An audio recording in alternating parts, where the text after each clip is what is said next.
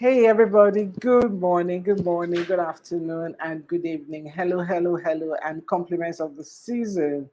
It's one of my favorite time. I say it's the most wonderful time of the year. Yeah, it is. It is. And it feels good when you've had 12 months of hard slug and you can rest, right?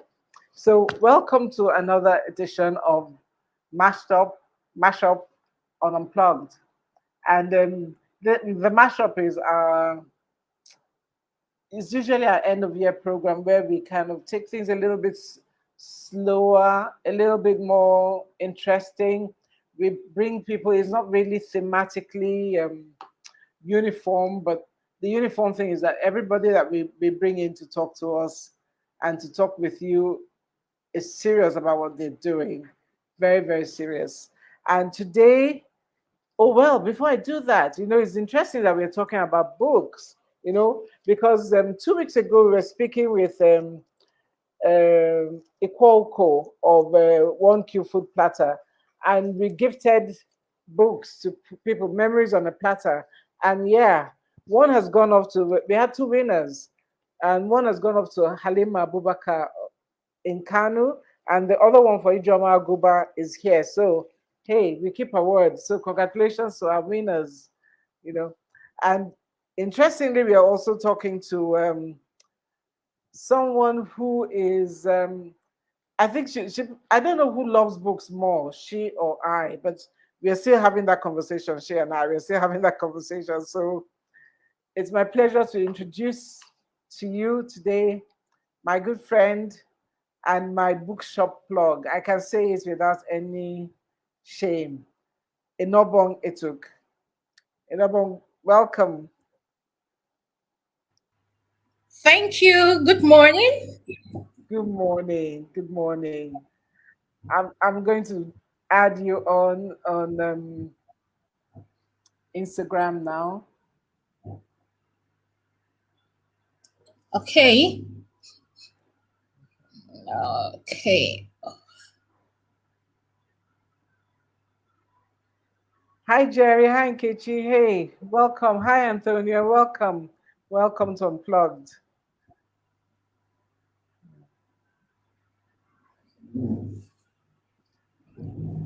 Okay.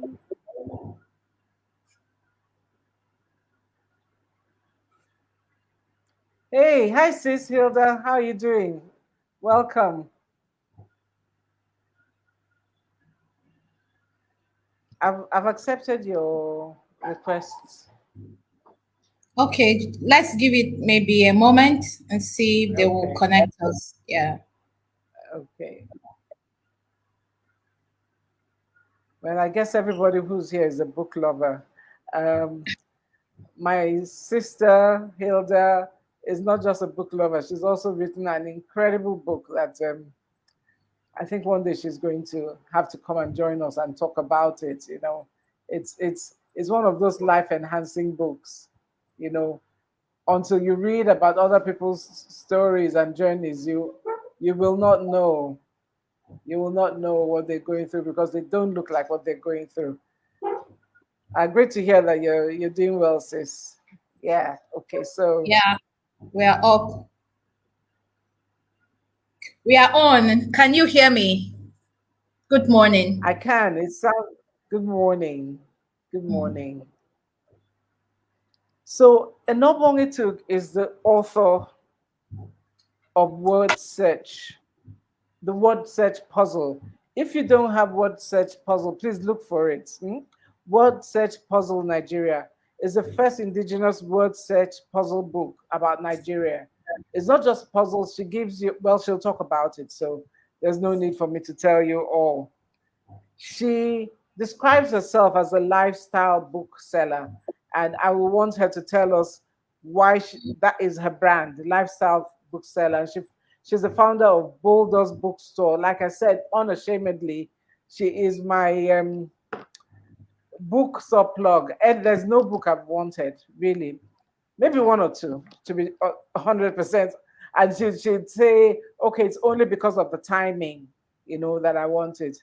She's also the curator of Boulder's Bookshop. book club. She is also a coach.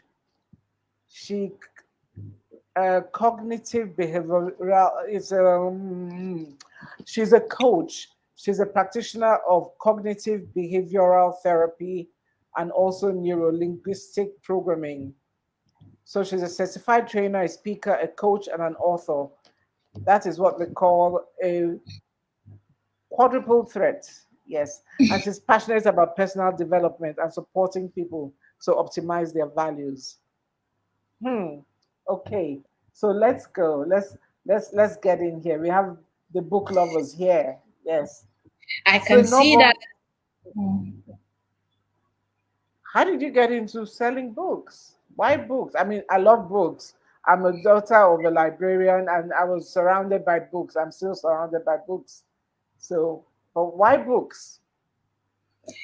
I think you have even answered the question. It comes from staying around books all my life. My father was a true bookie, and growing up, we always had books everywhere at home. So after my first degree, I studied chemistry first degree. So it's a very hard course.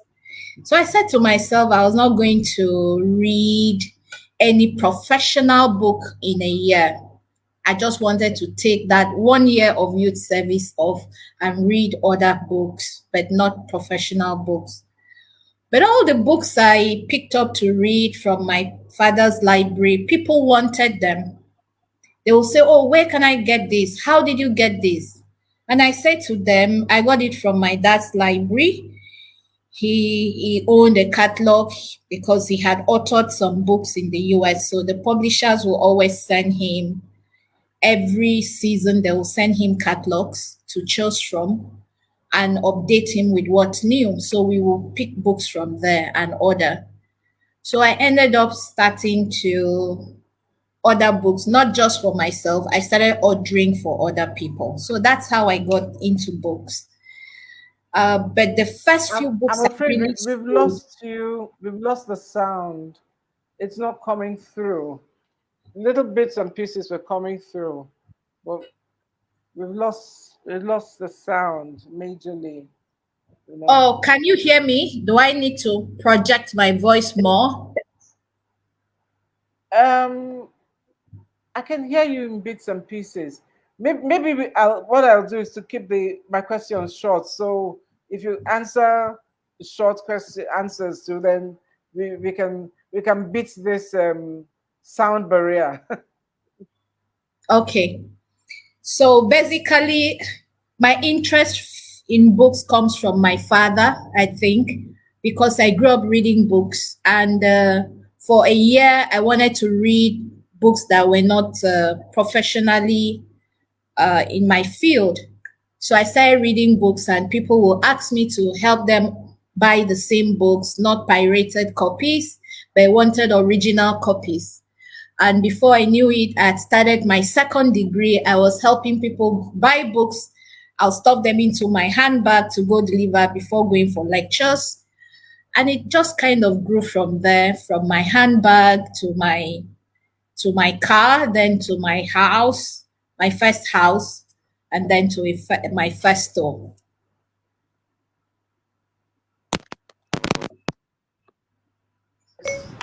My link off and see if I can hear you better. But I can hear you better. Okay, I can I hear can you hear you now. clear. So maybe it might be my earpiece. So I've taken it off for now. So I did hear what you Okay. said about your father. That you got it from your father. You think you got it from your father, and that's about all I heard. But everybody here else says they're okay with the sound. The sound is clear. So Okay. okay. So I'll share. Um, I have many quotations about books, as you can imagine, and one is by William Styron. And it says, "A great book should leave you with many experiences and slightly exhausted at the end. You live several lives while you're reading. What do you think about that quotation? That's I mean, perfectly true. That's true. That's really true. He captured it perfectly.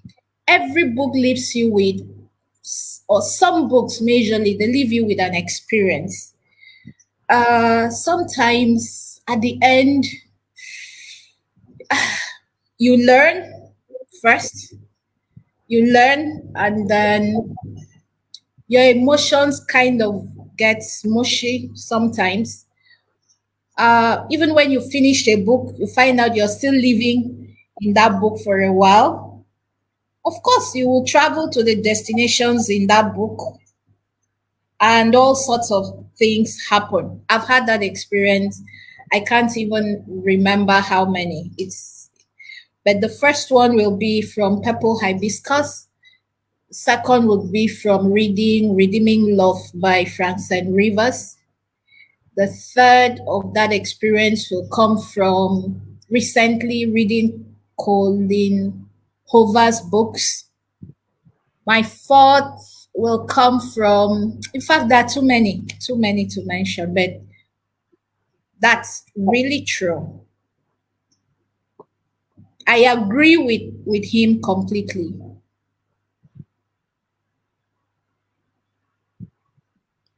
I'm I'm so sorry. I didn't hear most of that. I don't know. Maybe we should try again. Let me just go in again because everything we've done normally, you know, you know, I just feel that there are days when the glitches want to happen, they just happen regardless. You know, Okay, can you hear me better now? I fingers crossed, fingers crossed. You know. Okay, so I'd like you to actually define the Boldoz brand, but what I would like you in defining that is to just perhaps define your own personal brand, because there has to be something about your personal brand that makes it possible to be for you to be a four in one. That's true. So I started out with Boldoz. A lot of people have asked me, what does Boldoz mean? Boldoz actually means bold daughter of Zion. Can you hear me? Yes, bold daughter of Zion. Yes. Okay. And with being bold, I chose the purple color as our brand color and yellow because purple really speaks to a lot of stuff, of good things.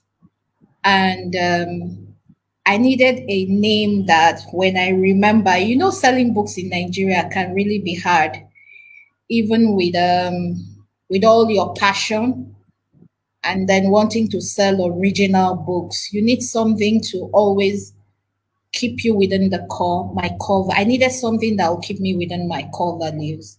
So I chose Boldoz, but I couldn't register it at that time. They said someone had already taken the name Bold Daughter of Oh, Zion. really? So they gave me the bold and then they added OZ.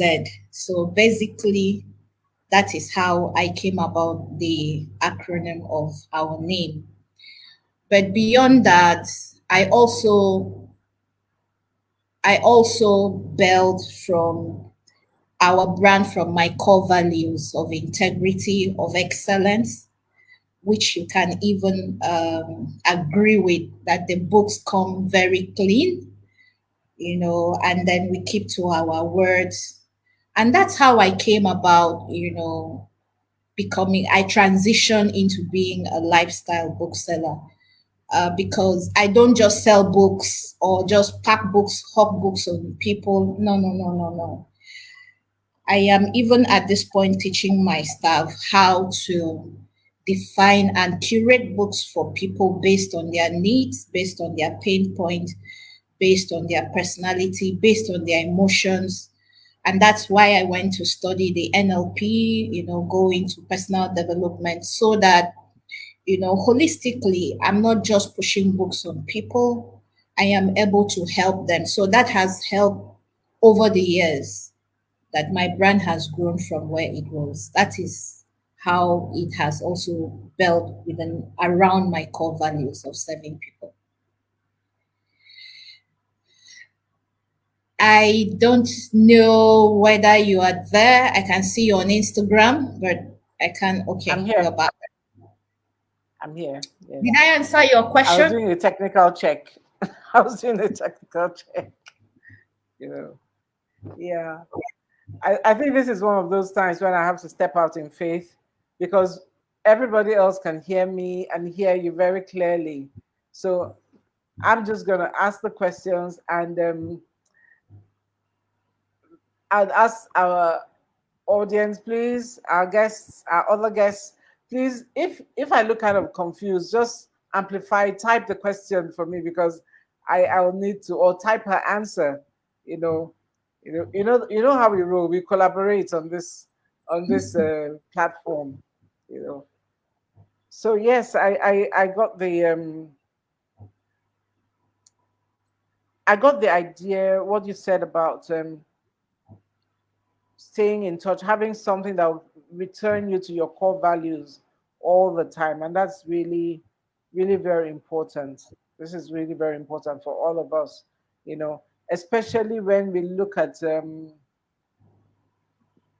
core values that are really, how would I call them, authentic to us, organic to us, not core values that just sound nice, you know, because they say value is not a value until it costs you money, then you know that It it's a costs value. something. It, Yeah. it has to cost you something, you know, Yes. because you will be tested on it. Many times. Many times on social media, I've had people come to my DM to tell me, they have this container of books that came from India, from China. The prices are affordable. I'll be able to make money. And I asked, where did you get it from? Or and then at the end, of course, I know they are pirated books. I can buy them and sell and make money, but I know that first I'll be cheating the publishers, I'll be cheating the authors. I can't do that. I just can't do that. Even yesterday evening, someone asked me for my DM. She's a coach and said, please, can I introduce her to where she can buy affordable books to resell? Just because she mentioned that she's a coach, I went to check her page and then I saw she's actually a coach. I told her, because you're a coach, I will answer you very honestly.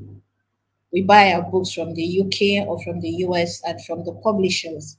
So it takes a bit of time before they arrive, but I feel that this is the right thing to do. If you're buying any books cheap in Nigeria, first of all, it's coming from China or it's coming from India, it's pirated. And if you chose to indulge, you'll be cheating the publishers and the author. I can see that you're a coach, and I'm sure in a very short possible time you will author a book. I know the pains it takes to author a book. So if you go ahead and look for cheap books to buy, you will also pass through the same process someday. And I just gave her my honest opinion, and she was very thankful. Then she left. So, values will cost you something. It's just to answer what you said. Values will cost you something. It's costing me a lot, but I am happy with the people I'm serving. They respect what I do. They appreciate, the process. I may not make a lot of money, but I know that I'm adding a lot of value. Well, I've seen something, I'm glad that message has gone down out there. Values will cost something.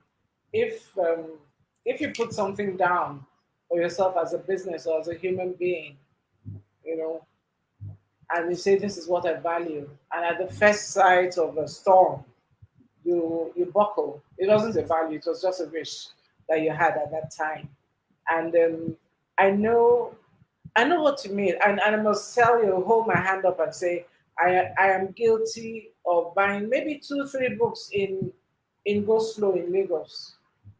I've been guilty of that in my whole life, two, three books. So I think I've tried to stay on the straight and narrow because I think about it that these authors spent time to come out with this info, all this original stuff, and they deserve their Their money. money. They deserve their money. Yes, you know. So I try. I do my best not to buy. It's expensive. It's not even a hobby for me. It's a compulsion. Now, guys, I need to do full disclosure. Once Enobong puts, in fact, she put out a stack, my Christmas stack, and some people like, you know, you're going to spend all that money. Well, guys, look at it here. Am I going to spend money on hair? I'm not saying hair is not good, but look at look at it now. What else am I going to spend money on? That's where I get my joy. Your That's where I get my moments. joy. That's where you get your moments from. That's where I get my actually, not just my moments. I guess a whole, how would I call it, transformative experience from books. I live other people's lives. I don't have to live myself, but it gives me better understanding as a coach that this is also part of what other people go through. You know, somebody asked a question here. Let me share it. Said original copies can be very expensive for some people. Do you offer a library service for such people? No, not at the moment. To offer library service means you have to have more than enough. Your mom was a librarian, so you understand. You have to have books, different categories, and the space to display them, and a sitting space for people to.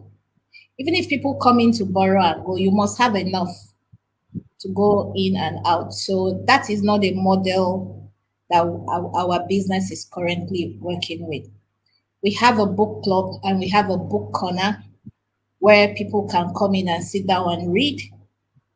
And we have a few books, but basically for young people because we are encouraging young people to buy or pick up hard copy books, not books on their system or their phone to read so they're not distracted. So currently, we're not running a library service, at all, because the cost of bringing Okay. in original copy books to start for library purpose is not profitable in any way right now.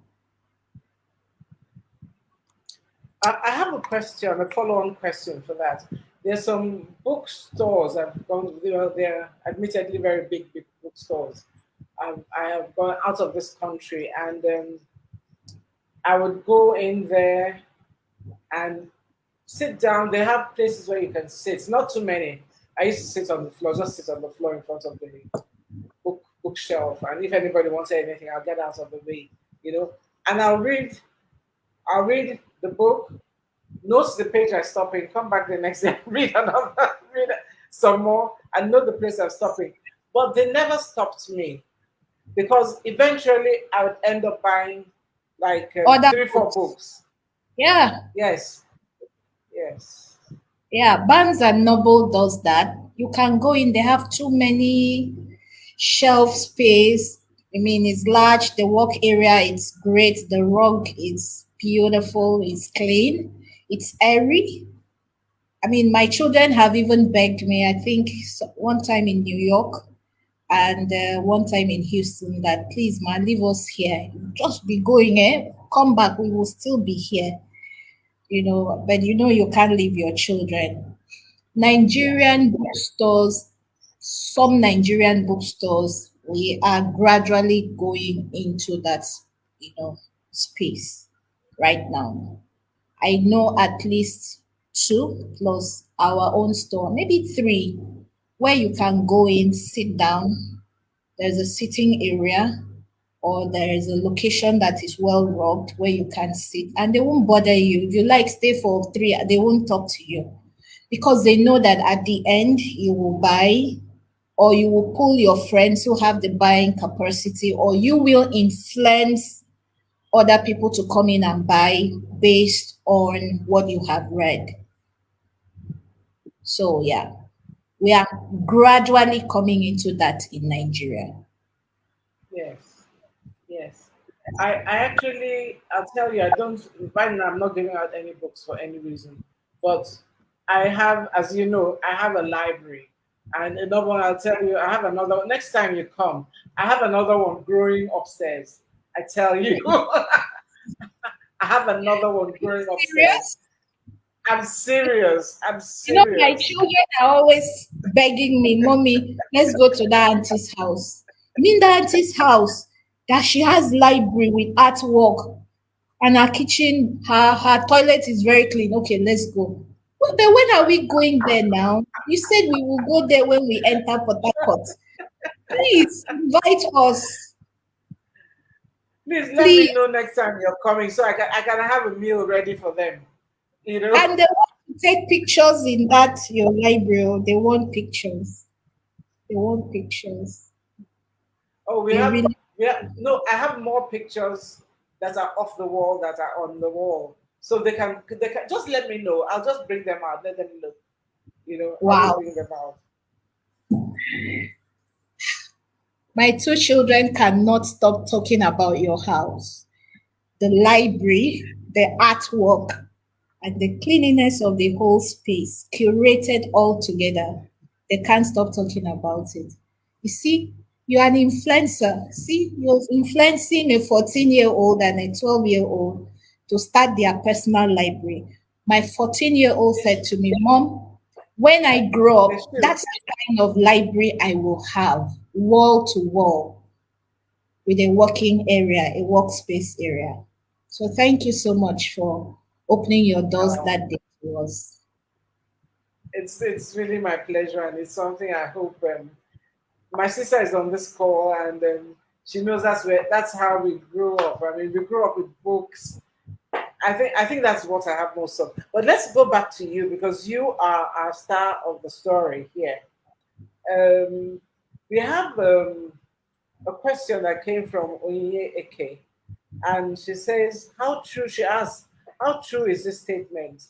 If you want to write a book that sells, it's key to write for a niche group that the book will truly resonate with."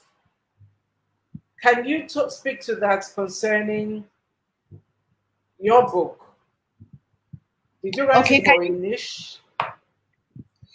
can you just read out the question again? I missed out a bit. Okay, okay.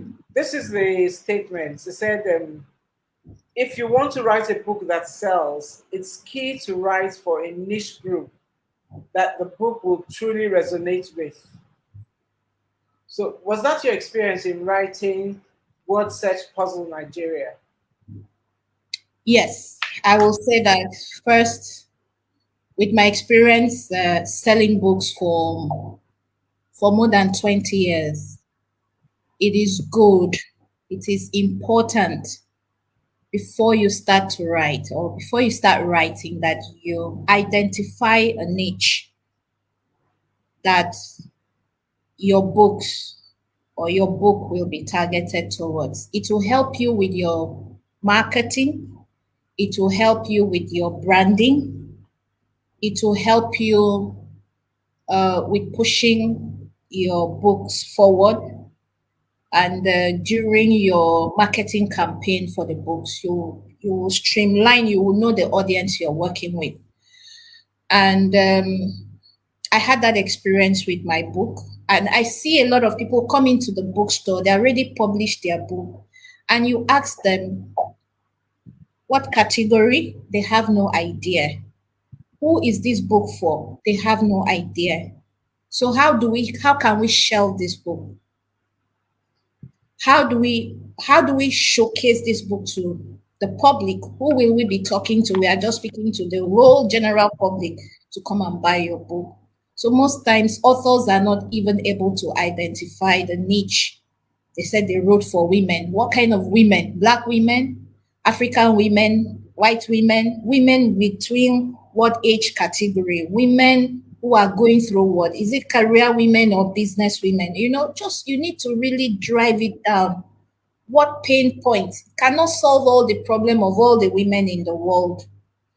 So, my book, which I have here, the volume one, which I have here, it's a book that I started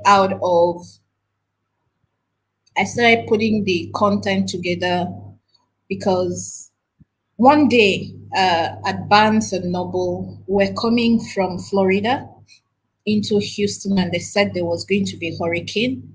So, can you hear me very well, ma'am? Bits and pieces of the last. I heard you before, but this was the last part after you held up the book. Okay, can you hear me now? Better? But everybody online is hearing you well, right? They're all hearing you well, so it must be something from here. Okay.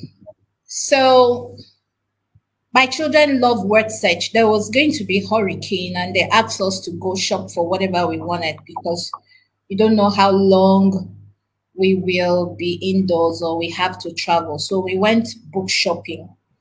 My children went to we got to where they had the shelf for puzzles. Yeah. And we could not find any word search about Africa or about Nigeria. Hilda is saying something on the call. It could be confusing carving out a niche when the pain point it cuts across, though. There's someone on Instagram making a comment, Hilda. Yes, that's the hardest part of what we have to do as authors. You have to drive it down until you have to identify. Even if you work as a self-published author or you're using a publishing house, the publishing team will work with you to make sure you arrive at the niche for your book. That will help give you the focus on where and how to write your book. But if you cannot identify the niche, you'll just be putting content together here and there. And at the end, you end up removing a lot of content that was not necessary. And then, I mean, it cuts a lot of time wastage if you can identify the niche. Hilda is asking on Instagram. So I hope I've answered your question. Okay, yeah, we have a question here from Hilda. She says it could be confusing carving out a niche when the pain points it cuts. Yeah, when it's a cross-cutting pain point. And I Yeah. know things like psychology books, coaching books, personal development books. It's hard to just say because if you look at health, health is cross-cutting. You look at how do I call it? Diet, eating well, nutrition is Yeah. cross-cutting. We may not be Yeah. eating some of those things, but that other people eat. But it's cross-cutting. Even my sister's favorite author, Stephen King, is cross-cutting. I used to read him until I knew that I if I read him Again, alone at night, I would not sleep well, you know. But he's a master. it's He's a cross-cutting. master. Yeah. Yeah. He's a master. He has identified his audience. He knows what his audience wants to read. And so he sticks to in that direction and he keeps just raising the bar to make sure that you keep coming back. I mean Stephen King. Can you hear me? I mean Stephen King. He has identified his audience. I mean Stephen King. And then he pushes for what his audience wants to read and he raises the bar to make sure you keep coming back.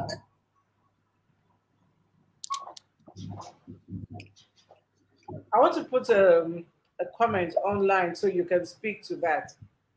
You know, while I sort out my problems. I know you can categorize books I know given to you can categorize books given to you. This is from I am Kitchen Russell. published and I've seen my book on different name shelves in stores, and all categories are correct. Yes, it's true.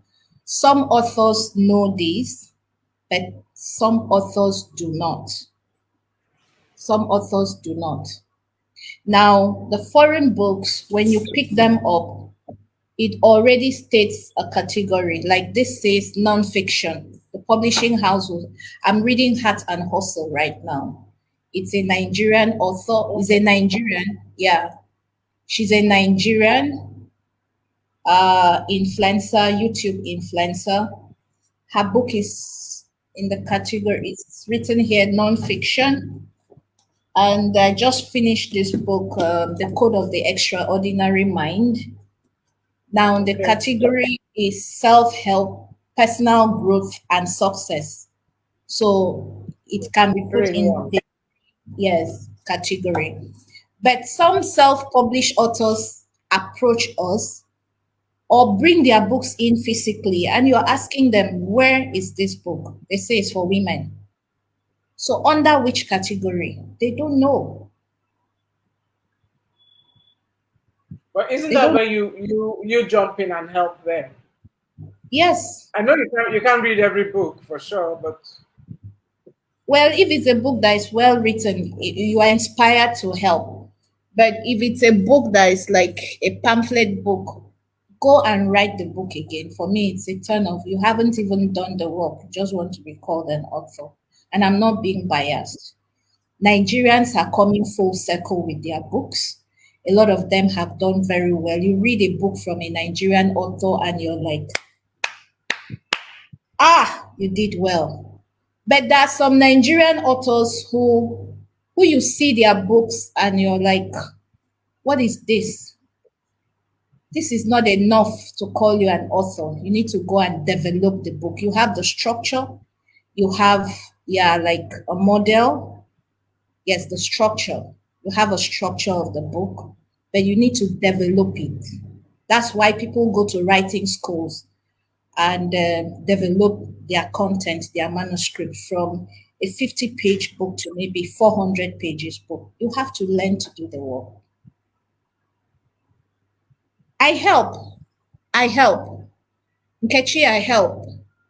It is my job to help. But sometimes I truly encourage them that the content is not good enough. You can, if it's a book that needs to be developed, I will tell you honestly that you need to develop and bring up an updated version and reprint an updated version once you have sold out that batch. It is honest and it is the proper thing to do than being in a hurry to publish and then you're not proud of your work to be able to sell it anywhere in the world or let it compete with other books anywhere in the world.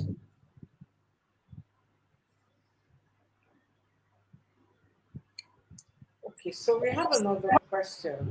Oh, sorry. I thought you had finished. Okay. Yeah. Okay. So I was talking about my book. I realized that there is no word search puzzle about Nigeria that is targeted towards our culture, Nigeria's diversity, our uniqueness as a people. Rather, you find word searches about Italy, Spain, America, UK, and every part of the world. So I took that upon myself to do the research. And then I knew that the books was going to help our young people between the ages of 7 and about 18 who, in Nigerian schools, some schools don't even teach history and culture, sorry, history anymore. So I wanted them to be able to do that as part of like extracurricular to learn about our own country, to know the identity, to know the things that matter, what history we had before they were born, and the book has done amazingly very well. What has also helped with the sales of the book is the pricing. Some authors publish, and the book is a good book, but the pricing is wrong. Sometimes the pricing is not, it does everything has to align. The cover of the book, the spine, the content of the book, the pricing of the book, and then of course the marketing. There has to be an alignment. Once you can get all of that together, then you're on your way. Take, for example, I'll use the Smart Money Woman book, The Smart Money Woman by Arese Ugu.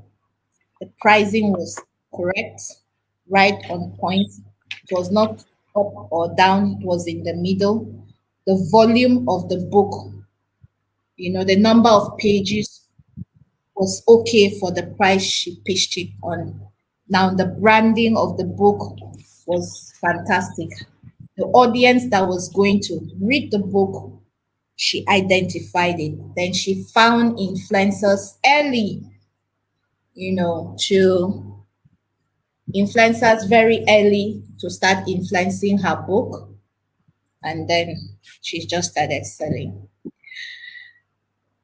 Uh, can you give me a minute? Guys, I'll tell you, this is how she gets me to buy books. She'll just put it up like this. Julia, you want? You want this one?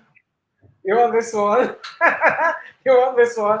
I'm thinking, what am I doing this Christmas? I'm not doing anything. Send all, send all.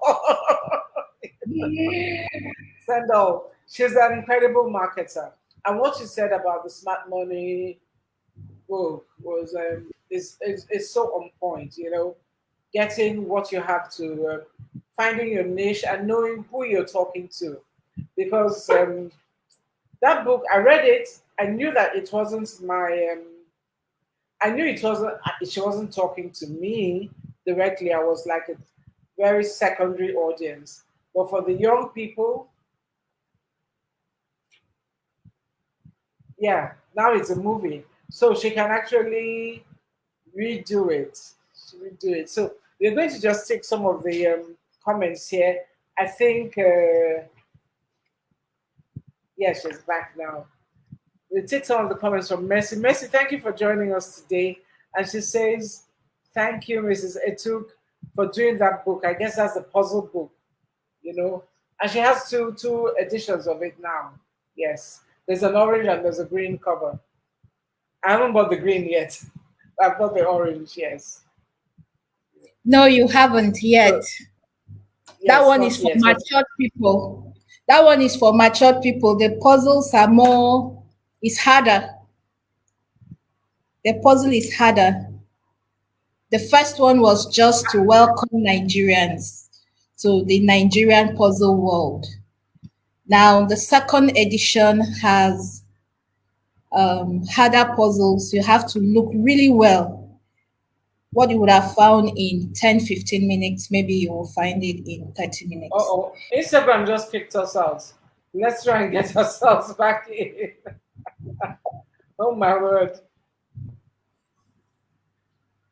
This is so exciting. I live a very exciting life. Okay.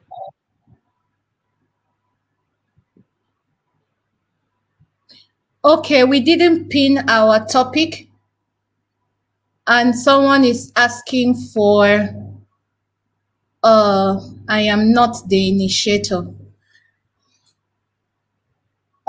You can pin. Someone is asking that we pin the topic. Okay, well, the topic for today is really, it's not, we don't pin topics, we do what we call themed, um, themed conversations. And this particular one is called the mashup, you know. Oh, Yeah, it's called the mashup. So the mashup is really a blend. IG, I think we're having issues.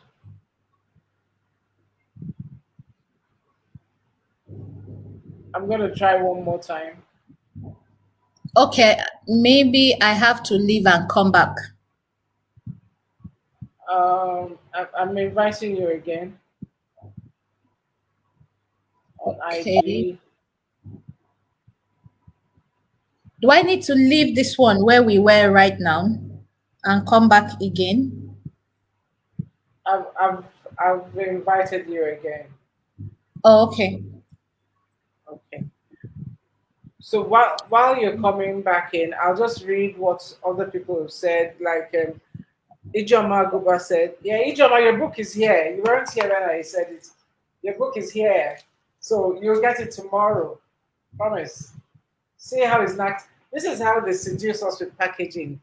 Booksellers, they seduce us with beautiful packaging. You know. It looks Yes. really nice. Really, really Yes. nice. I like Yes. it. And I tell you, the person who sent it was from a bookseller in Lagos. She even added chin chin to it. I ate the chin chin. Serious. Ijoma, I ate the chin chin. I'm not giving it to you. You know, I ate it, and she sent me what do you call it?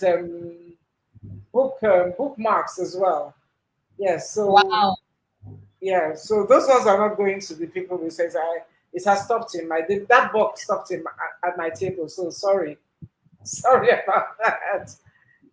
Yeah, Ijoma said, I love what you've done. And this is a puzzle book. I want to ask you about your creative process, but let me read what we said.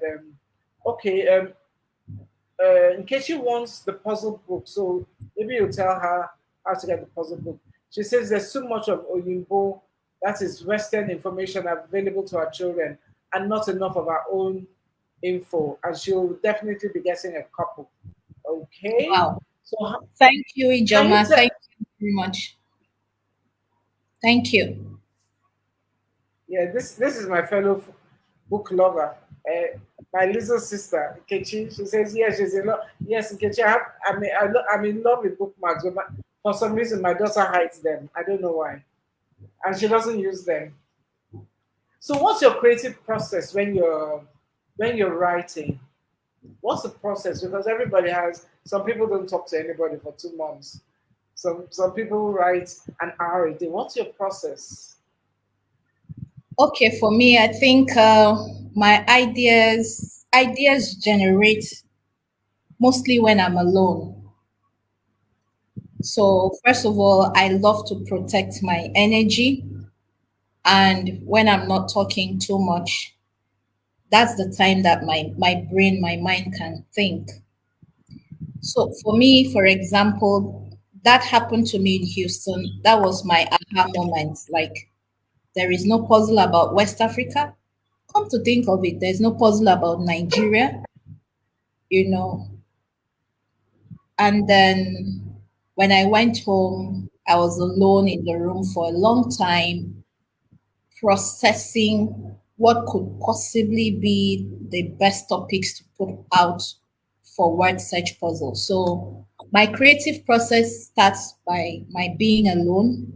Once I am alone in a corner office, but what really works for me is a lot of greenish vegetation speaks to me, allows me to calm down.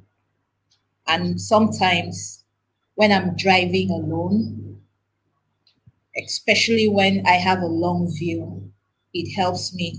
It helps my brain or my mind to come alive. Now, when I have an idea, the first thing I do is that I go to my book of goals. I have a book for just goals, and I write that idea down. I pen it down, and I will visit it again to see if it is worth, developing. Once I develop for my word search, which I have planned or gotten the ISBN for the one for West Africa, the one for Nigeria, the volume one and two, and then for younger children between the age of 4, 3, and 6. So what I do is that I develop possible topics or titles for the puzzles, write them all out, develop the manual, and then share it with my accountability group. We are just four, and then brainstorm with them. They come from different. They don't. They are not like me. So everybody is quite different. Their perspective, their worldview, their careers. So I kind of get a different perspective from what I usually would think. They'll give me their honest opinion if it is worth developing on. Sometimes they steer me in a direction that I didn't see. I just kind of work it up from there. I develop the manual, I do the research, and then I take it up from there. So my creative process doesn't take that long. Sometimes I also take a bit of time to kick off, but once I start, I will not stop till I finish.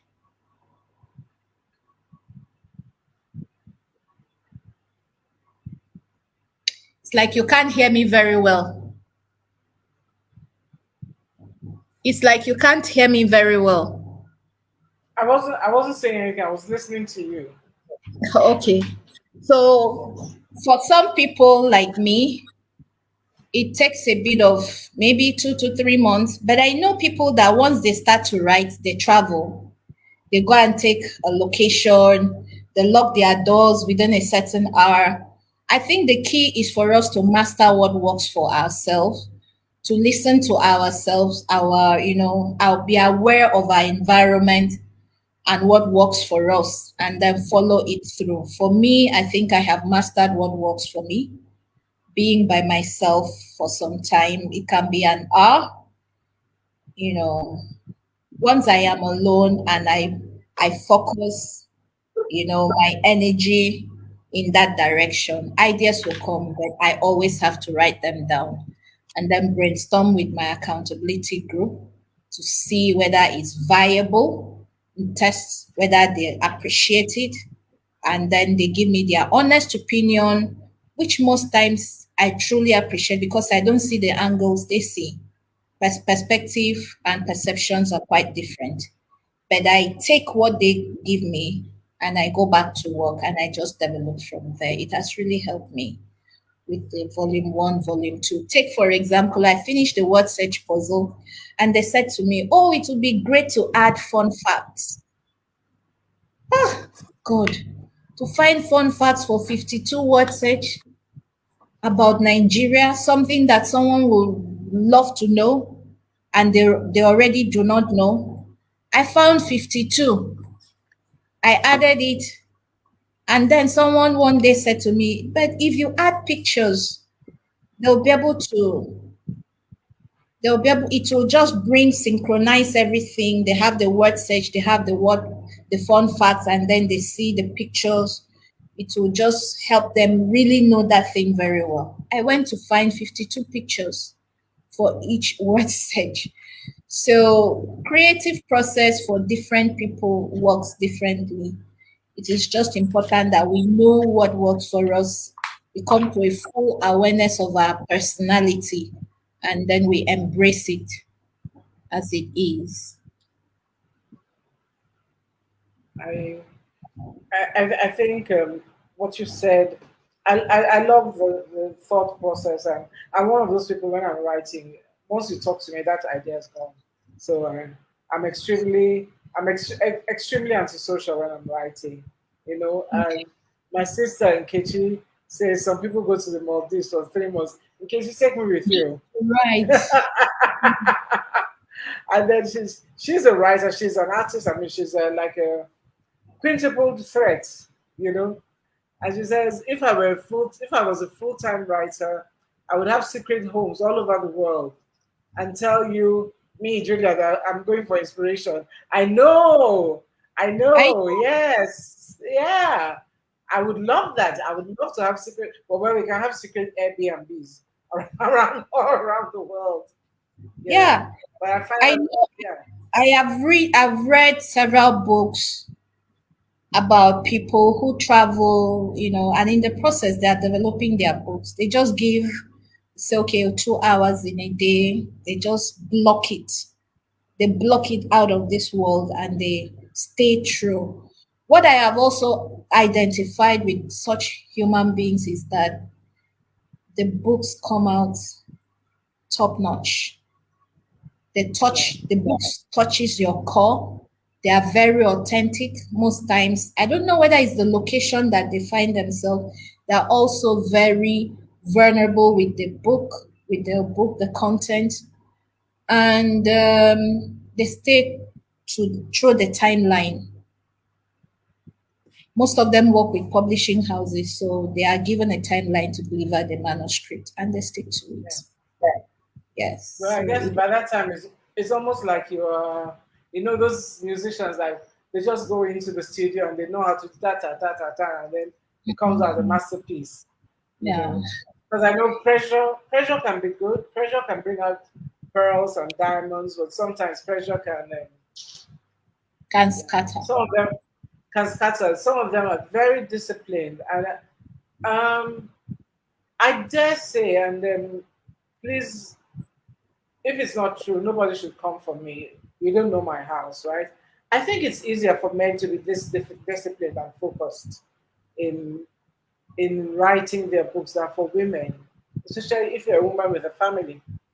I think so, because there are many things that will take your attention, and it's like you're just writing now. You're just scribbling. This is my thoughts. We don't have to argue about it.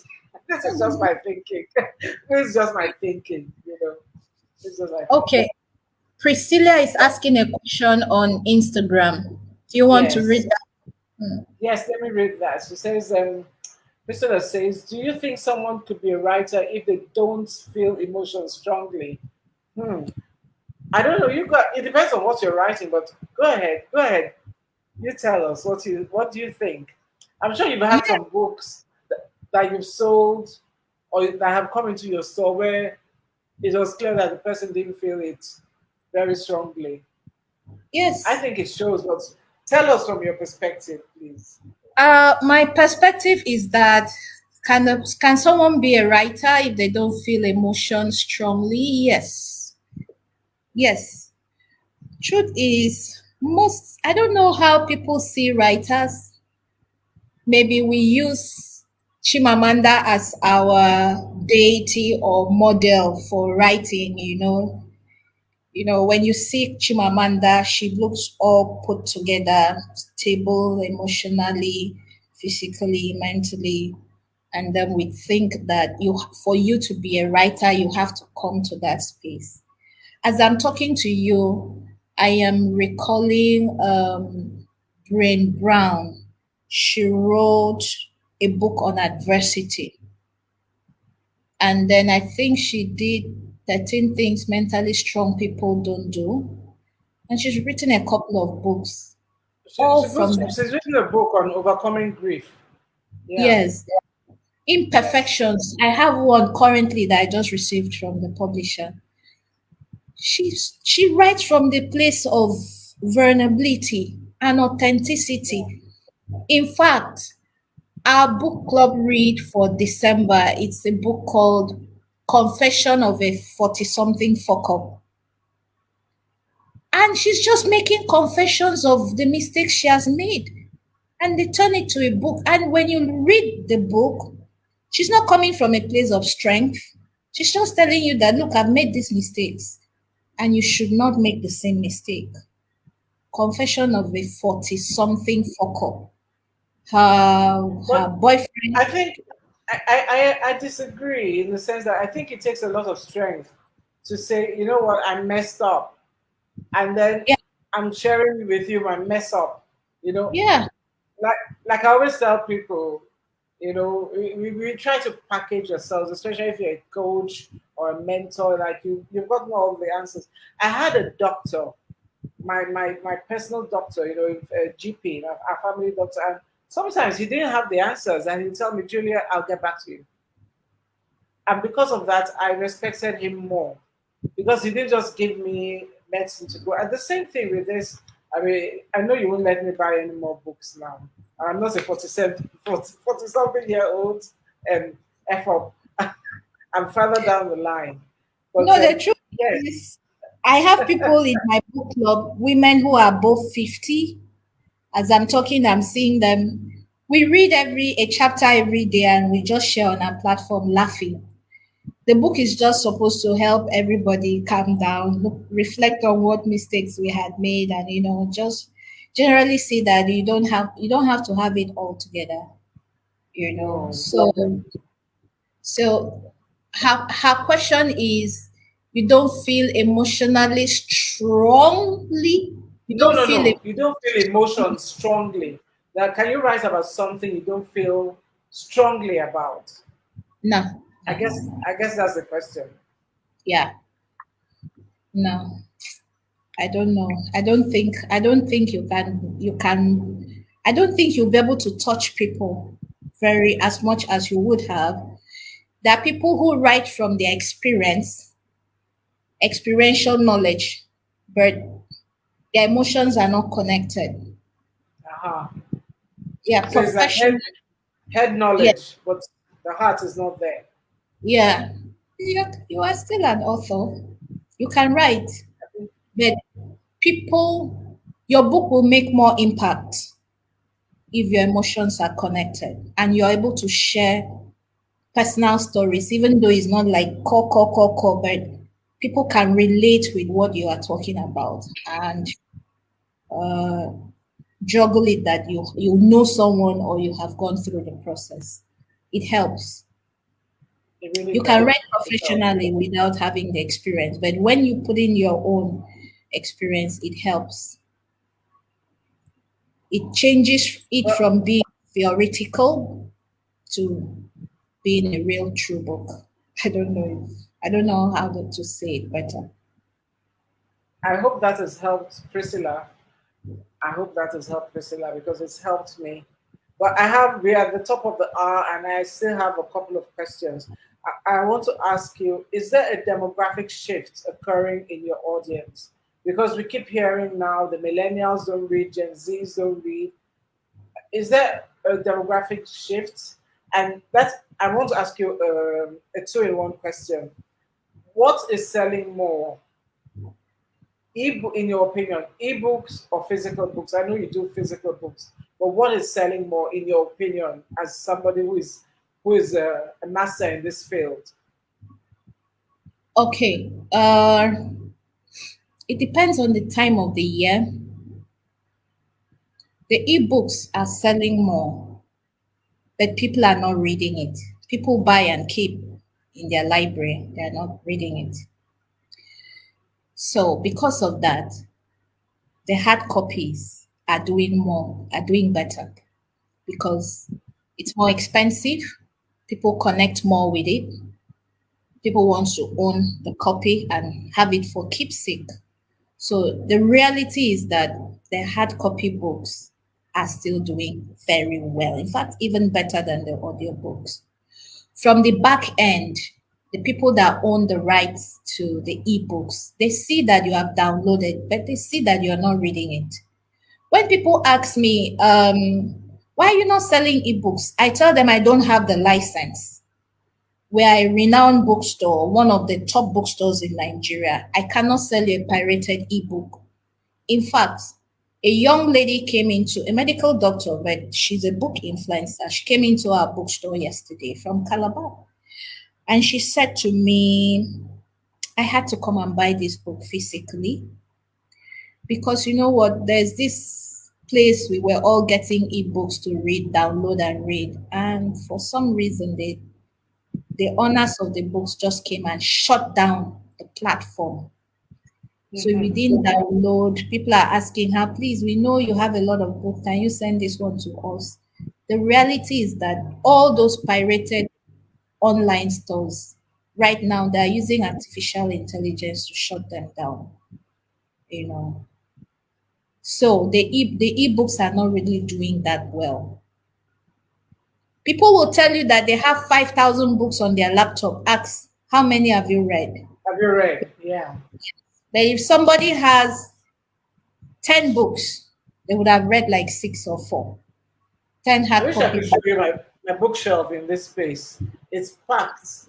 Books are sitting on top of books. So, and the moods and different seasons for different kinds of books.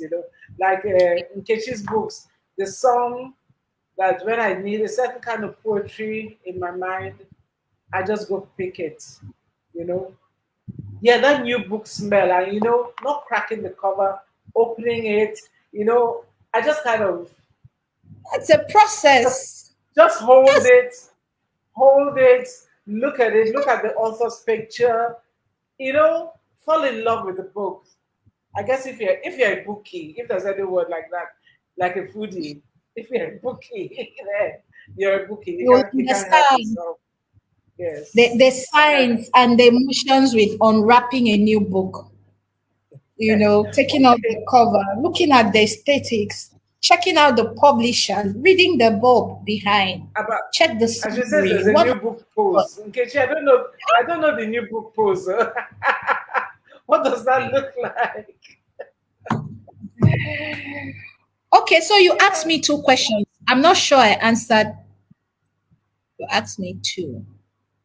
The other question is there a demographic shift in people who are buying books now? Because we are told that millennials, I don't know, I haven't done a survey on that, but they say millennials and Gen Zs don't read books. So is there a shift in the people who are buying books, in your opinion? Well, in our own store, we are still playing with the data. First of all, the books that are selling more right now are self-help books and business books. In this category, self-help books, business books, fiction, then leadership books, then autobiography, then children's books, Christian books, Christian living, all those Christian books kind of fading away. People are not asking for those books. Now, the millennials stay within self help, like core self help and fiction. Middle aged people are tending towards entrepreneurship, business, and then autobiography. So it's a mix and match depending on your location and your niche. For example, on social media, people come to us to ask for business books. We get referrals. So you're looking for a business book, we go check Boldoz. They will have it. They will have it, you know. So holistically, there is a shift. Young people are reading more of self-help, core self-help books and fiction. I must also add that Nigerian books, we look at the Nigerian authored books, the graph is picking up. Yeah, Yeah, yeah. graph is picking up in the sense that for fiction, Nigerian authors have come full circle. The content is gripping. People read to the end. People don't drop the books and say, it's boring. I know how it will end. The twist is very interesting. Also, in the last 2 years, we've seen books from Nigeria, the right to be republished in the UK and the US being sold. Before, it was just us going to buy the rights to republish in Nigeria, but now there is where our books are going out. My sister, the serial killer, was first of all published in Nigeria, and now it has gone out. So many books like that. And most of them are debuts. They are like first, this is their first book. That's their first book, and they are getting publishing rights out of Nigeria. So Nigerian authors' books are doing well. In fact, you read some and you tell yourself, let's find this person. Let's have a conversation with this person. So the graph is gradually shifting. I know that by next year or in 2 years, we'll be matching our counterparts all over the world. Thank you. Thank you very much. That was very detailed, and you've given us quite a lot of things to unpack. And I'm really very happy that there are a lot of I think your book club members, thank you so much for joining, and thank you to my my family members here who love books and write books. Thank you so much, for talking about books. Your passion, it comes through so, how would I call it? I was going so obviously. So my this is my final question because we are way over the time, but I have to ask you this. If there's somebody out there who wants to make a business out of selling books. Okay, well, you know what? Let me ask let me ask let me put up first Victor. Victor, are you in town? Ah, thanks for your boldness to bringing reading Reading. back to you. Yeah, thank you. Thank you, Victor. Thank you. Yeah. Yeah. Thank you. Thank you very much, Victor. Thank So you, let's big take bro. this as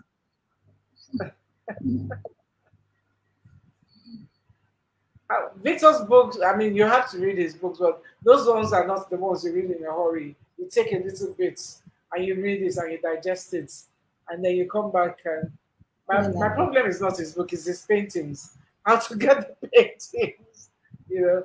So Mercy asks, how well are books written by children? How well do they do in terms of sales? Oh, Victor, you're in America. Okay, don't worry. I'll catch you one day, very soon. How well are Oh, books written by children? How well do they do? yeah. I mean, she just, I mean, thank you, Mercy, for asking that question. I was going to ask for like 1 minute to speak to that, that there is a gap. If you want to write any book right now, I want to tell people that there is a gap in the children's section. The children's shelves are so empty. Books ranging from first year old to first year or firstborn, yeah, first year or 0 to 6 months. There is a big gap right now in Nigeria for that category from 1 year old to 18-year old. Whether it's fiction, whether it's self help, there is a big gap, and then we need to close that gap. I am encouraging everyone on this call.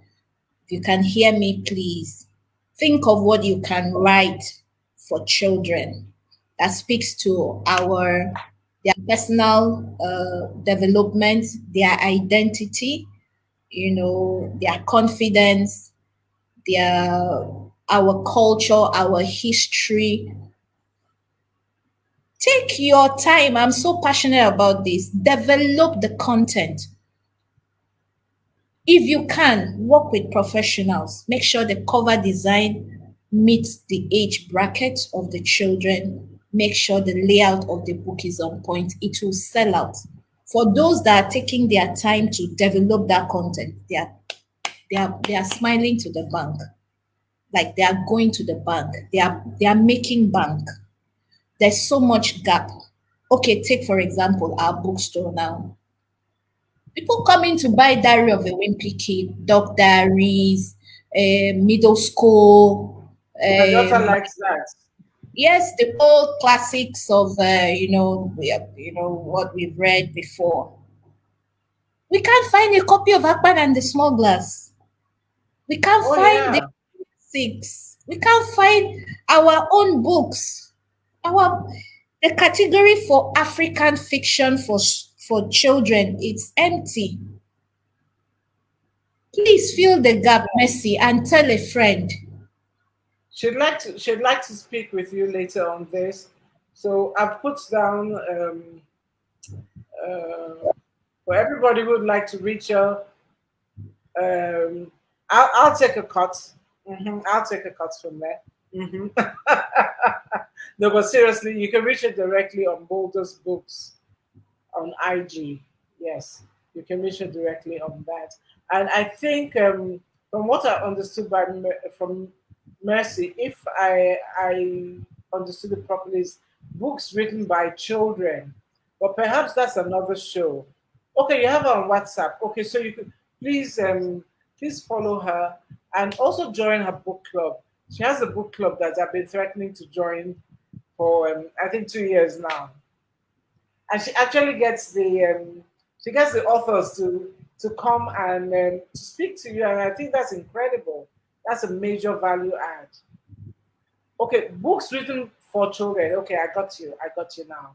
Yeah, books written for children. So there are many people who are going to reach out to you, and if they reach out to me, is it okay to give them your number or your WhatsApp? Sure. Yes, Okay, sure. right. Okay, Yes. I'll do Please. that. I will. I will.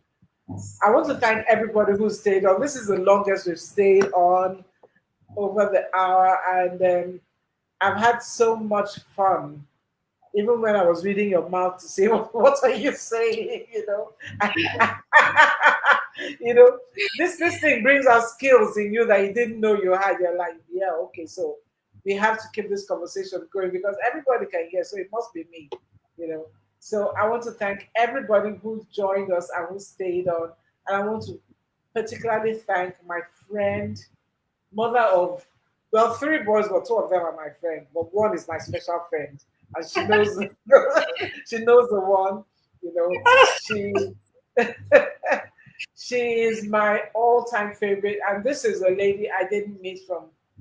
I mean, we met on social media before Yes. we met in person. Yes, In and so your person. sincerity, your values, your sincerity, they come out, on social media. So please be who you are because we hooked up right away, and then she delivers. Sometimes she delivers, she doesn't see me. Sometimes she says, I'd like to see you. I say, yeah, I'd like to see you as well, and it's that bond, and I don't know how she curates books.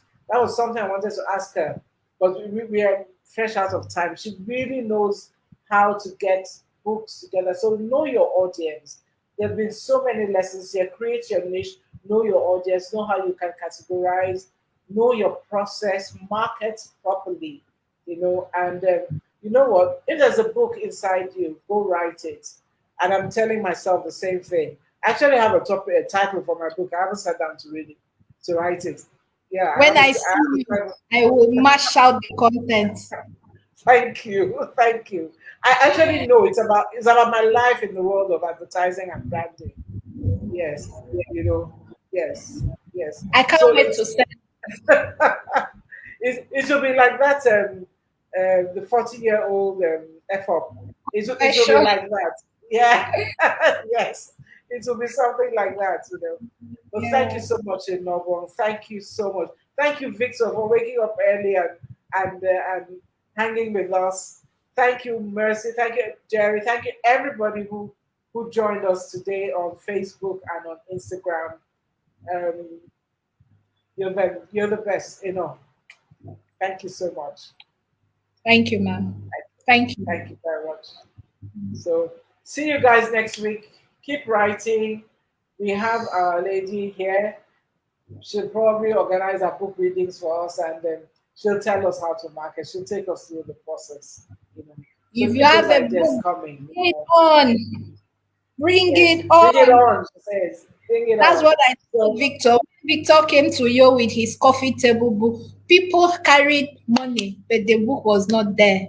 Now I'm begging Victor, please send the books. It sold out in less than 5 minutes. yeah, Victor's book. and you almost sold my own copy. Oh God, oh. I'm sorry, Victor, but you Victor, got please it. send your books. Yeah, I got it. I got it. No, I'm just teasing you. I know you wouldn't do that. I know you wouldn't do that. Thank you so much, everybody. It's like we're just having fun and we don't want to go, but we got to leave now. Thank you. Bye bye. Thank you. Take care, everybody. Bye. Bye. Yes, ma'am.